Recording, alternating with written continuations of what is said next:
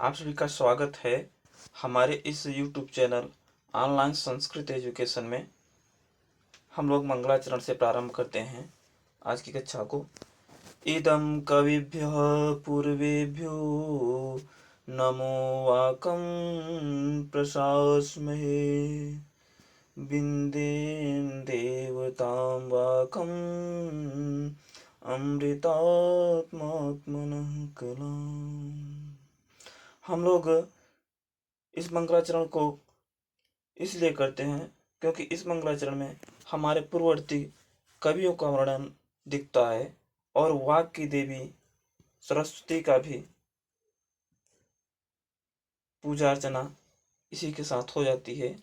इसलिए हम यह मंगलाचरण करते हैं। आइए हम लोग आज की प्रश्नोत्तरी कारक पर प्रारंभ करते हैं। आज का पहला प्रश्न है, देखते हैं। धिक योगी का विभक्ति। धिक योग में कौन सी विभक्ति होगी? धिक योगी का विभक्ति। धिक योग में कौन सी विभक्ति होगी? प्रथमा होगी, तृतीया होगी, तृतीया होगी या एक से अधिक? प्रथमा होगी। देखते हैं वहां पर प्रातिपदिकार्थ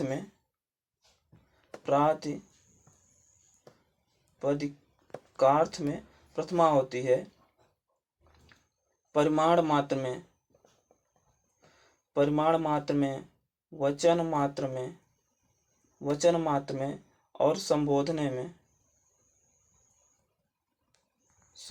में प्रथमा होती है। ठीक है, इन सब में प्रथमा होती है। और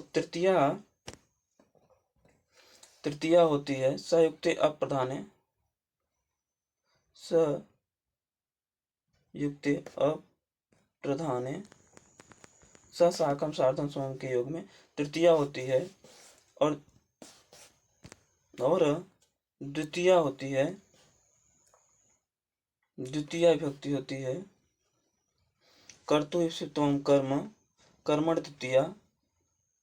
अकथम च में द्वितीया होती है। और एक सूत्र है उभ सर्वत सो कार्याधिक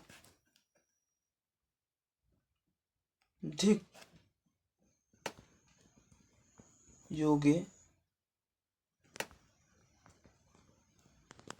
द्वितीया विभक्ति। ठीक है, उभ सर्वसो कार्याधिक योगे द्वितीया विभक्ति। ठीक है, उभयतः सर्वतः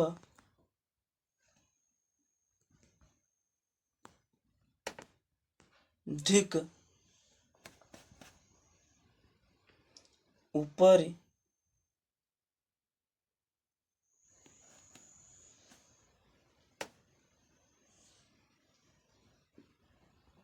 अध्यधि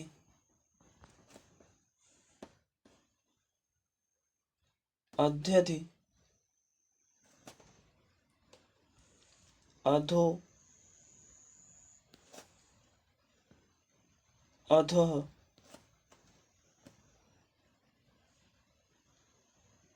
का योग होने पर द्वितीया विभक्ति होती है। उभ सर्वस्व कार्याधिगु उपर्यादिषु। इन तीनों के योग होने पर उभ सर्वस्वधिक ऊपर अध्यधि अधोअध के योग में द्वितीया विभक्ति होती है। तो इस प्रकार से हमारा विकल्प हमारा सी सही हो जाएगा। चलिए हम लोग अगला प्रश्न देखते हैं।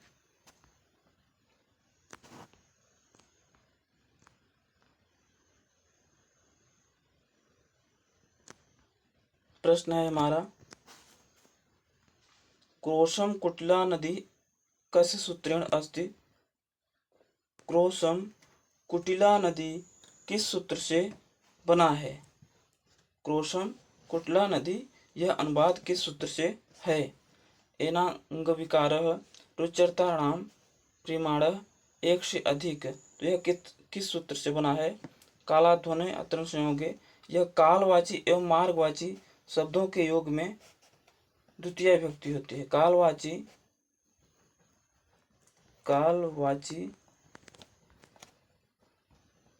एवं मार्गवाची शब्दों के योग में द्वितीय विभक्ति करता है। जैसे देखते हैं हम लोग, क्रोशम कुटिला नदी, जैसे ये है ना, क्रोशम कुटिला नदी कोश भर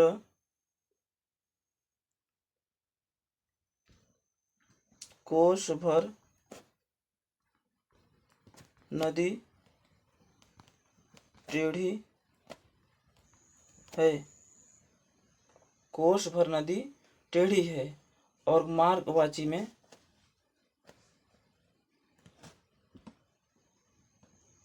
छात्र क्रोशम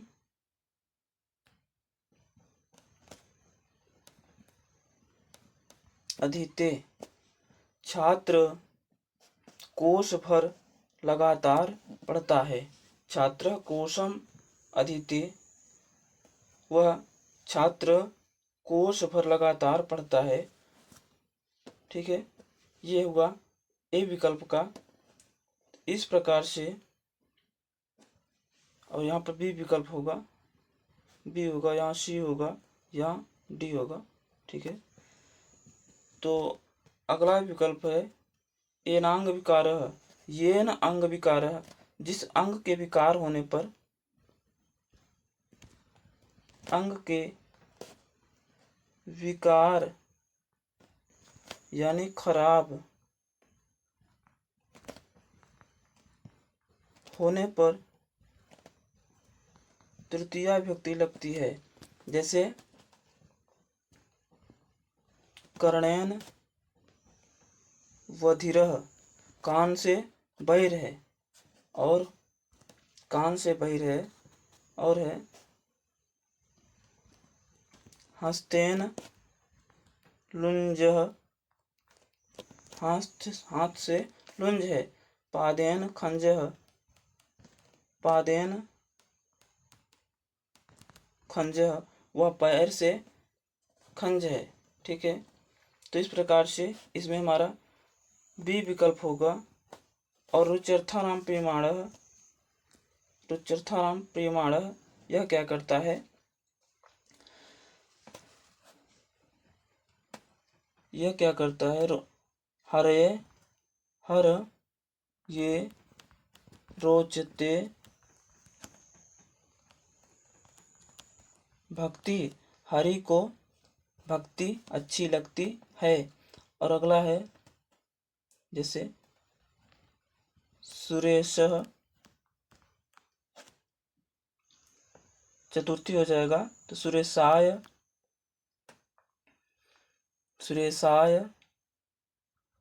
दुग्धम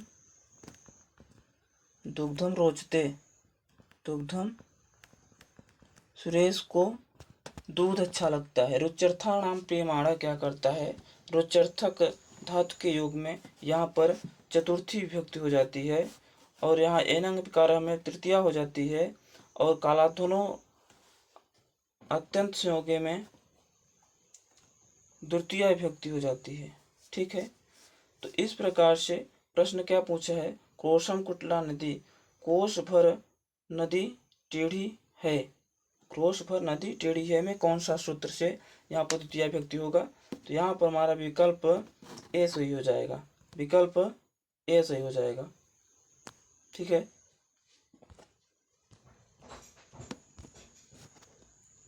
हम लोग अगला प्रश्न देखते हैं। सहयुक्ते अप्रधाने विभक्ति भवति, सहयुक्ते अप्रधाने विभक्ति भवति। सहयुक्ते अप्रधाने में विभक्ति होगी। प्रथमा होगी, चतुर्थी होगी, तृतीया होगी, एक से अधिक होगी। तो प्रथमा होती है प्रातिपदिकार्थ में, प्रातिपदिकार्थ में प्रथमा होती है। वचन मात्र में, लिंग मात्र में, परिमाण मात्र में प्रथमा होती है। चतुर्थी होती है रुच्यार्थाणाम परिमाण में, चतुर्थी होती है। चतुर्थी संप्रदाने से चतुर्थी होती है। और कर्मणा एवं प्रेत संप्रदानम से चतुर्थी होती है। नमः स्वस्ति स्वाहा के योग में चतुर्थी होती है।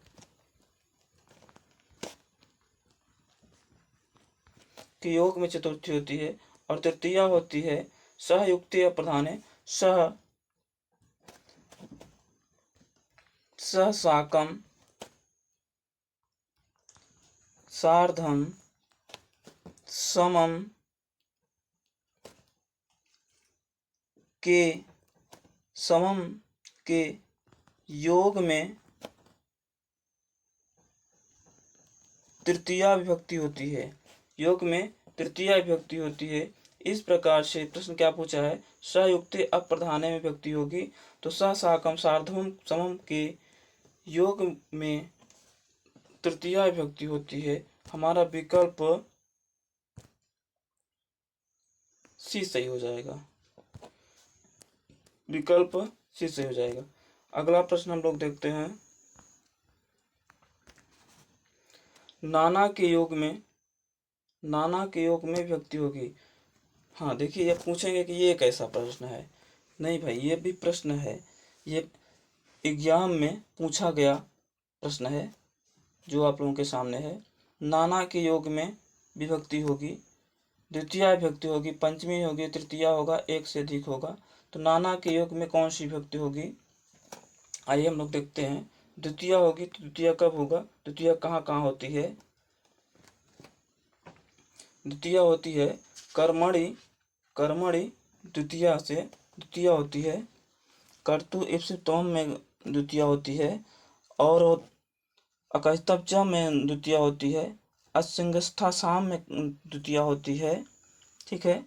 और पंचमी, पंचमी भयन विद्यार्थक शब्दों के योग में पंचमी होती है। नाना के योग में तृतीया होता है। जैसे पृथक विना, पृथक विना नाना, पृथक विना नाना, पृथक विना नाना के योग में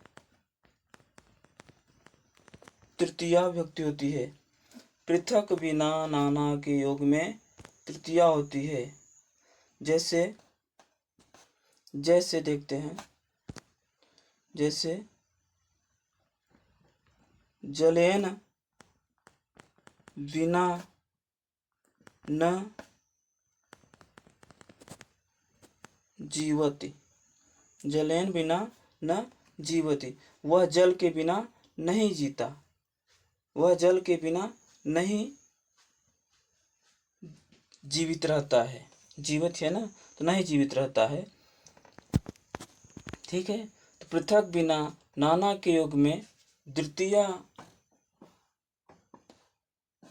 पृथक बिना नाना के योग में तृतीया विभक्ति का विकल्प से प्रयोग हो जाता है। तृतीया न हो तो, यहाँ पर तृतीया न हो तो, जलेन में तृतीया न हो तो वहाँ पर पंचमी एवं द्वितीया भी हो जाती है। ठीक है। जैसे, जैसे ग्रामम पृथक, पृथक, या फिर ग्रामीण पृथक, या फिर ग्रामात। ठीक है। इस प्रकार से ग्रामम पृथक ग्राम से वह अलग, ग्रामीण पृथक, वह गांव से अलग, ग्रामार पृथक, गांव से अलग, ये भी होगा। ठीक है, तो यहाँ इस प्रकार से हमारा तृतीया विभक्ति हो जाएगी। पृथक भी ना, नाना भी के योग में तृतीया विभक्ति हो जाएगी।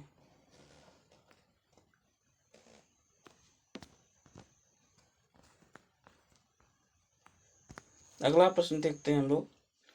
ईर्ष्य के योग में विभक्ति होगी। ईर्ष्य के योग में विभक्ति होगी, प्रथमा होगा, द्वितीय होगा, कौन सी विभक्ति होगी? चतुर्थी होगी या एक से अधिक होगी? तो पृथक बिना के योग में कौन सी विभक्ति होगी? चतुर्थी होगी। कौन सी होगी? चतुर्थी होगी। देखते हैं हम लोग। क्रुद्ध, क्रुद्ध, द्रुह, ईर्ष्य, असूय अर्थ में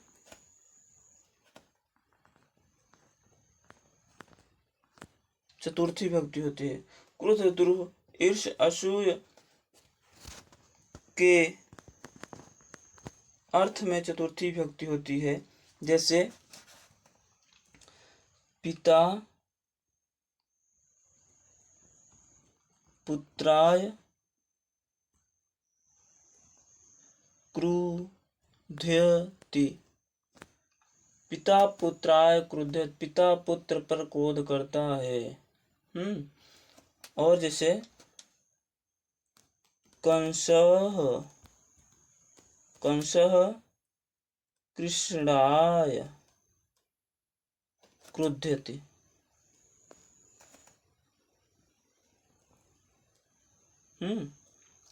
कंसः कृष्णाय क्रुध्यते। रावणः रामाय, रावणः रामाय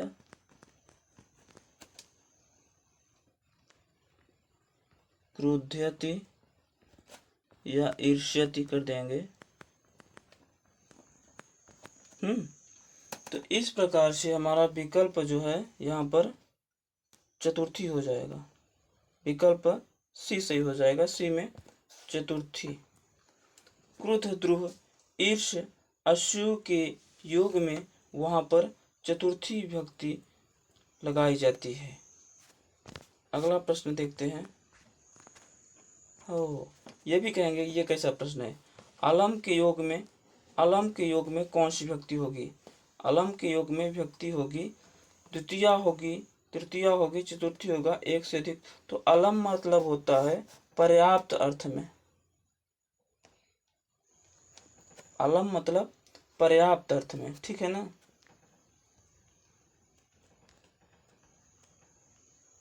पर्याप्त अर्थ में कौन सी विभक्ति होगी?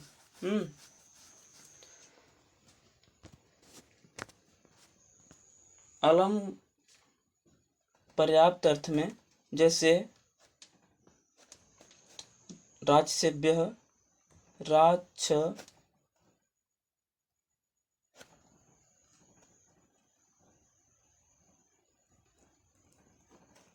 सेभ्यः रामः अलम। राजसों के लिए राम पर्याप्त हैं। या हनुमानेभ्यः,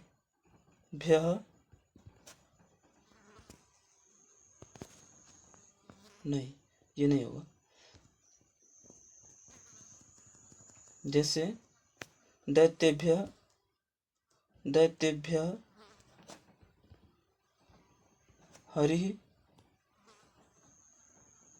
अलम। दैत्यों के लिए हरि पर्याप्त है। ठीक है, तो अलम पर्याप्त के अर्थ में, यहाँ पर पर्याप्त के अर्थ में चतुर्थी विभक्ति होती है। कौन सी विभक्ति होती है? चतुर्थी विभक्ति होती है। हमारा विकल्प सी सही हो जाएगा। विकल्प सी सही हो जाएगा। अगला प्रश्न देखते हैं।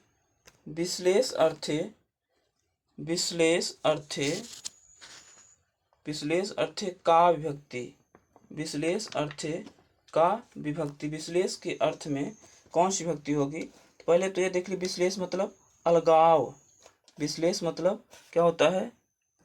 अलगाव। विश्लेष अर्थ का मतलब होता है अलगाव के अर्थ में कौन सी विभक्ति होगी? प्रथमा होगा, द्वितीय होगा, पंचमी होगा, एक से अधिक होगा।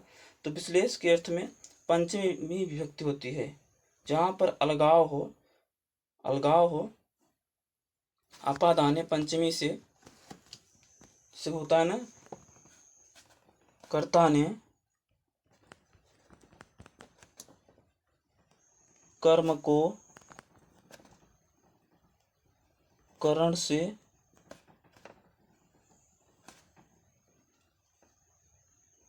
संप्रदान के लिए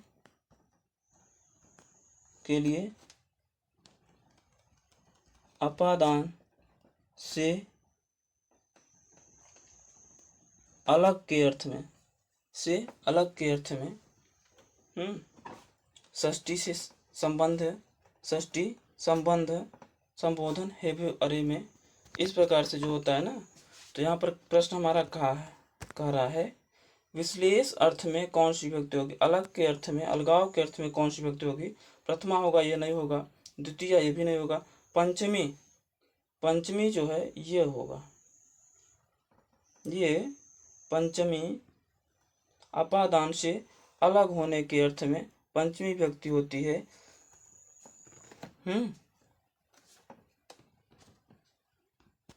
चलिए हम लोग अगला प्रश्न देखते हैं।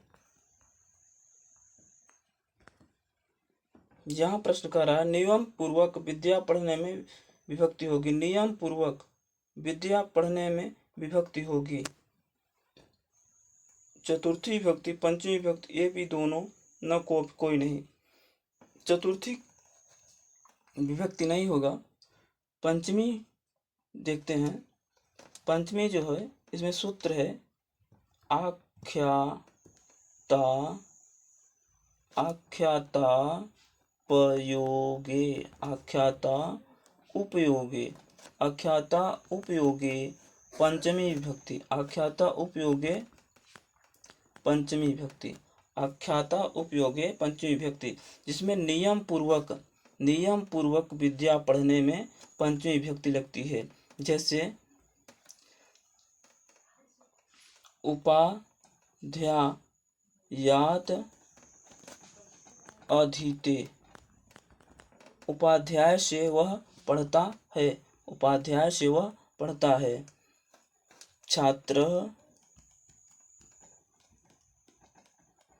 गुरोः अधीते, छात्र गुरु से नियम पूर्वक विद्या पढ़ता है। तो इस प्रकार से हमारा विकल्प बी सही हो जाएगा, विकल्प बी यानी पंचमी विभक्ति। कौन सी विभक्ति? पंचमी विभक्ति, विकल्प हमारा बी सही होगा। अगला प्रश्न देखते हैं। चोरात विभेद पदे सूत्र अस्ति, चोरात विभेद पद में कौन सी, किस सूत्र से है? चोरात विभेद पद किस सूत्र से बना है? भित्त्यर्थानां भय हेतु से, ध्रुवं पादानम, जुगुप्सा विराम से, एक से अधिक से। भित्त्यर्थानां भय हेतु क्या करता है देखते हैं पहला हम लोग। यह भय अर्थ वाली एवं रक्षार्थक अर्थ वाली शब्दों के साथ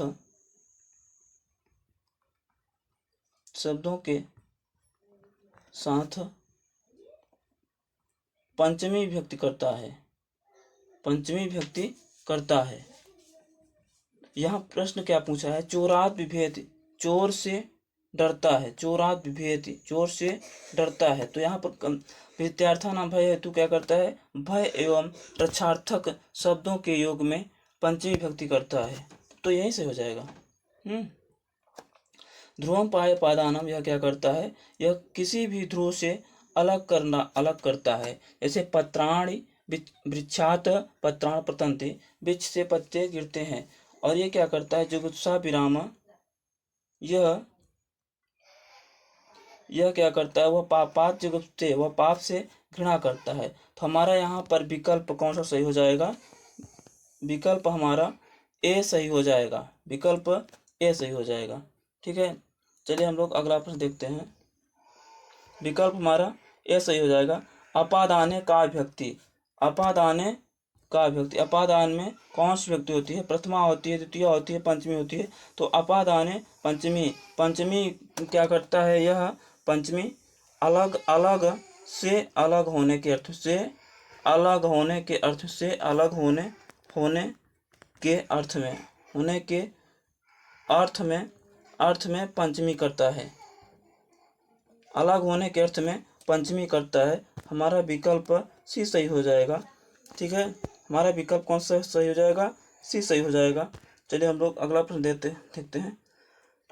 तो आज के लिए कारक की प्रश्नोत्तरी बस यही से समाप्त होती है। कल हम लोग फिर से मिलेंगे, तब तक